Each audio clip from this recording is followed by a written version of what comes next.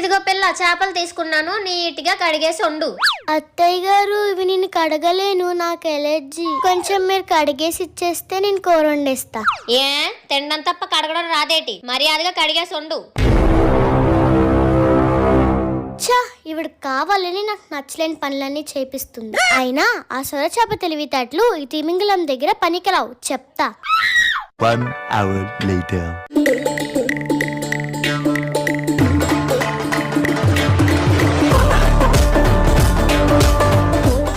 ఏంటే పిల్ల, చేప నీసి వాసన వస్తుంది, సరిగ్గా కడగలేదా నువ్వు? నాకు చేపలు కడగడం అంటే ఇష్టం లేదు అత్తయ్య గారు, మీరు కడగమన్నారు. ఏం చేద్దామా అని చూస్తుంటే చేపలు ఎలాగో నీటిలోనే ఉంటాయి కదా, ఇంకెందుకు కడగడం అనే ఆలోచన నా తెలివైన బుర్రకు తట్టింది. అందుకే కడగకుండా వండేసా. కడగకుండా కూర వండేసావా? చిచ్చి, అలా ఎవరైనా వండుతారా? నువ్వు వండుకున్న కూర నువ్వే తిను, అప్పుడు తెలుస్తుంది నీకు. ఈరోజు